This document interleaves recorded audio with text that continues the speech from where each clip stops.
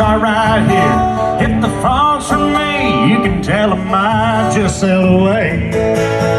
Support me something tall and strong, make it a hurricane before I go insane. It's only 12:30, even I don't care, 'cause it's 5 o'clock somewhere. Hey, let's go, Bryan. I can pay off my... Super thankful that you all are here.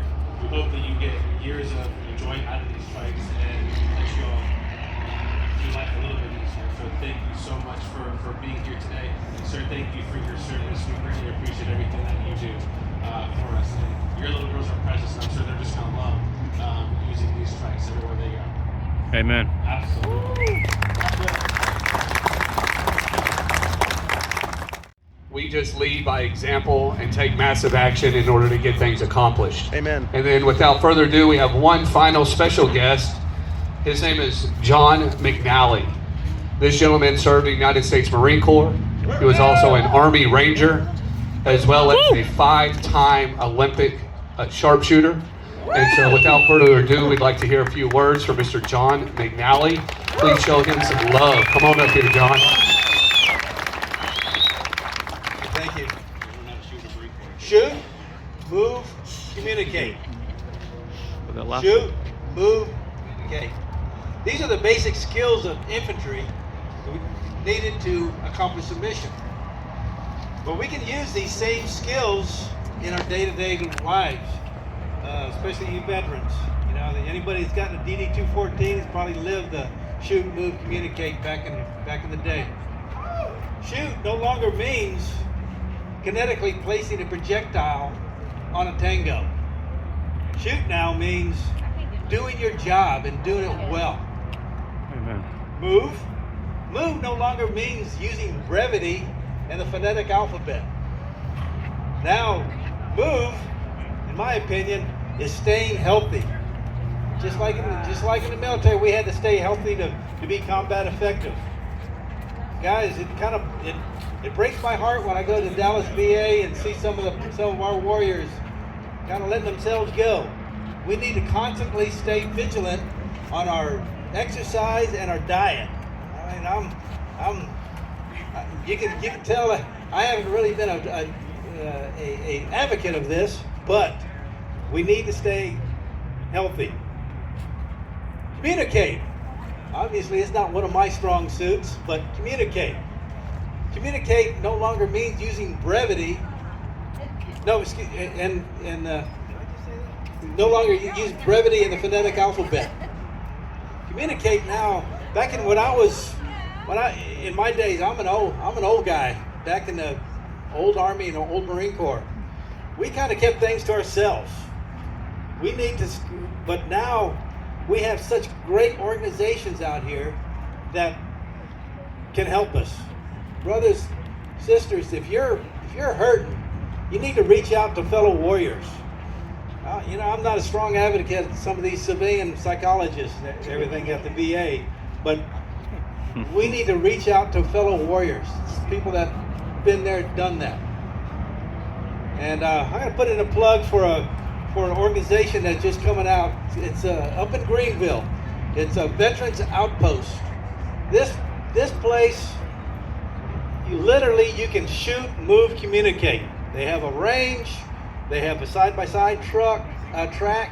They have horse riding, and they got a big old clubhouse that we got fire pits. It's a in progress thing going on now, but need to reach out to Veterans Outpost. Dave, there's the president right here. The Dave's is in attendance. But again, I want to thank Cavender's Auto Group and all these wonderful organizations that support us, and you fellow warriors. It warms my heart to see everybody here. My name is John McNeal, disabled veteran, enlisted Marine, Army officer, airborne ranger, Olympian. Thank you. Thank you, sir. Mr. McNeal, thank you so much for your time, your dedication to our country, and your selfless sacrifice. to the United States. We are greatly appreciative of that. At DOC's Roofing, and why we've got such a strong team, and it all comes from the leader. And as the leader, the owner, the big dog of DOC's Roofing, tell us a little bit about culture and how you did it. Thank you, Aaron, and thank you guys for being here and sticking around. Culture can be defined many ways. Oftentimes, it's designed by who you spend your most time with. Here at DOC's Roofing, we have a set of core values that helps define our culture. Without a good set of core values, it's difficult to maintain a culture that you appreciate and that you can be proud to share with the community. So our core values consist of faith, family, fellowship, fitness, and finance. Those 5 core values are in that order for a reason, right? Without faith, nothing can really happen. If I'm not willing to believe in something bigger than me to help me get through the tough times, then what am I really doing here? Because if it wasn't for the grace of God, I wouldn't be standing right here where I am today. So that faith has to stay first and paramount. And when we have that inside of a company, the culture begins to synergize around that faith. Without a family to support you, when you go home after a long day, then it becomes really tiresome if you're walking in through the door and the first thing you get is, well, I'm glad you can make it home.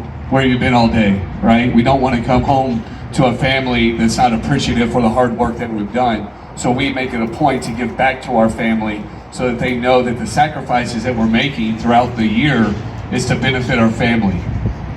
We talk about fellowship, which boils down to community, to service, to business strategy. Without the fellowship of each and every one of you guys here today and those that we meet in the future, nobody would trust in the DOC's Roofing brand. Because if we're not out there shaking the right hands with the right people, then nobody can truly know and understand what type of company we are. Then we have fitness. If you are unfit, unhealthy, it doesn't matter how much money you make, because it's all going to go to keeping you healthy, right? So we believe that living a healthy lifestyle and you're fit both mentally and physically, right? We can be all jacked up and swole, but if we're sick on the inside, we're not going to be able to help anybody out. We're going to have a very toxic culture if all of our mental capacity is sick and toxic, right? So we help each other out when we meet adversity. We talk with each other, we pour into each other. We're very transparent with each other so that when anything comes down the pipe that's bad, we can lean on each other to help get us through those bad times. Because here I believe that there's always a better perspective of a bad situation. There's always a silver lining. I'm an extreme optimist, which in turn allows for a great culture. I don't know if you've ever worked for a leader that was a pessimist. It seems like a bad place to work, to be honest with you. I'm a very optimistic individual. I don't care how bad it is outside. I promise you, I can tell you how great it is because you're allowed to be outside. And then last but not least, we have our finances.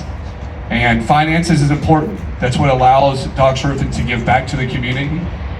That's what allows our culture to stay tight. I'm very transparent with our sales rep and with inside the company in regards to the cash flow. I believe it's just as important for the people at the bottom to understand how the inner workings of the company is, because if they are intimately involved with the money, then they know if we're broke, we better get to work. If we got money, we know we can have a good time, right? And if I'm honest and transparent and fair with the people that help me to grow and become successful, the odds of them sticking around is in my favor. So culture's defined here at DOC's Roofing. We have a ton of fun. Otherwise, I wouldn't have these people show up over here. Y'all, I mean, if we didn't have a great culture, I wouldn't have a team that would come up here and hang out and do the crazy stuff that I ask them to do. Because I believe that they believe in me. One of the greatest things that I like to hang my hat on is I have never once put out a now hiring sign. And it's amazing to me that I now have over 20 people working underneath DOC's Roofing, and I've never asked anybody to, hey, y'all want to come work for me? They've seen the information that we put out on social media. They've seen the culture that's defined by who I am. They know that what I say, I do. I'm a man of massive action. I take action. I don't like to say things and not do it. And so I believe if you have a culture, then you should be the leader of that culture. The way you operate, the way you present yourself in public will help you define your culture. So if you're out there telling everybody what they want to hear, but when you go home and close your door, you're a different person, well, then you're just lying to the person in the mirror. And that's never going to help with your culture, because the truth eventually will set you free. The lie will eventually catch up. And so in order to have you a very strong culture inside of your community, inside of your business, is by faith, by your family, by the fellowship that you have, the fitness, and your finances. So other than that, I believe DOC's Roofing people over here can attest if we have a good culture or not. I believe we have a great culture. And I believe that when you pour into your team and you take them to different events, team building events, and keep them actively involved, that means your company will grow seamlessly, and you'll have people that'll stick around and believe in you. Amen. So, thanks again, guys. Woo! Let's go, Doc! Woo! Next question, I'm a lot of softball at you guys.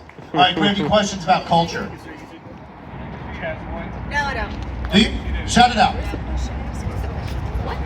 Aaron, you have Oh, the okay. notebook. What's that? It's in the notebook. Got that. We're going to answer that one at the end. So, all right. So here's your core culture question.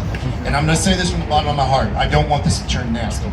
Okay? I don't want to bring negative energy into this. But what happens when you have somebody that is counterculture to what you're building? And I'm not talking about bringing in bad people.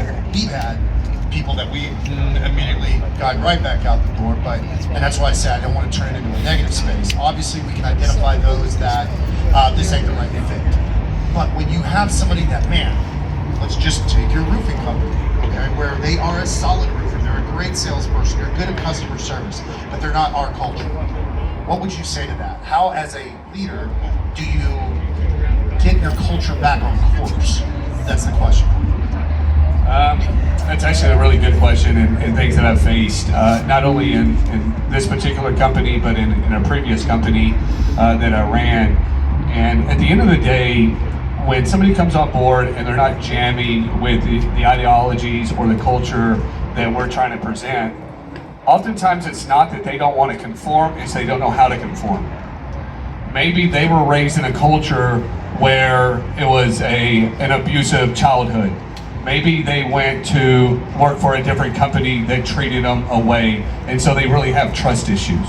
So at the end of the day, if somebody is not really wanting to conform with the culture, it's my job to understand why. What part of the culture are you not jamming with, and how come? Because we remember, sometimes it's not always exterior, it's interior in regards to why somebody doesn't want to conform. They have a fear. Maybe they have a fear of lack of trust. They are unwilling to get over something in their past that prevents them from taking a leap forward into adopting a new culture. Because we've all heard that we are defined by the 5 people we hang out with the most, right? And so if somebody shows up into our company, but the last 5 people they've been hanging out with presented them with a poor culture, there's a lot of rewiring that needs to happen with that individual. And so oftentimes it's not really their fault, it's just they got subconsciously wired incorrectly, and it's my job to help them understand how to get rewired and to create a new mental capacity for them to take charge of their life. Amy, beautiful. Tell us a little bit about that. I'm live. Hey, what's going on, guys? This is Mike Doc Rannigan, along I'm with Aaron Withrow. Aaron Withrow and Tina Withrow with the National Breast Cancer Foundation. DOC's Roofing is happy to support this organization, this nonprofit. We were able to donate the foundation $500 today. Tina, is there anything you want to let the people know about your foundation? Yes, so I'm proud to be a part of the National Breast Cancer Foundation. They meet the needs of women diagnosed with breast cancer and men today. And we were out here today giving out swag bags, and we always appreciate DOC's Residential Roofing because what they do in the community and for people diagnosed with cancer. We want to thank you so much. God bless you, This ma'am. is a worthwhile organization, and they do a very good job. Thank you very much. Awesome. Yay!